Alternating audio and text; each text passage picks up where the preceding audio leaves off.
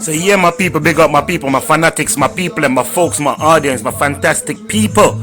Yeah, so we see in St. James, Jamaica, the St. James police has arrested two men who were identified as persons of interest in a double murder investigation in Chester Castle, Hanover, on Friday. The police have reported the men, 26-year-old Demir Brown, otherwise called Bummy Squeeze, and Dwayne Barnes, otherwise called Tickerus, were accosted about 3:30 p.m. during a raid at a nightclub in the community. The police say the two men will remain in custody while arrangements are being made for them to be interviewed.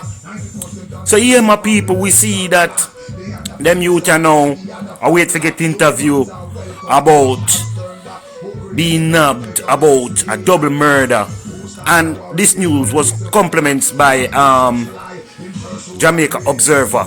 So yeah, the police them are do them work. So congratulations to the police them for not being corrupt and them thing there. You understand?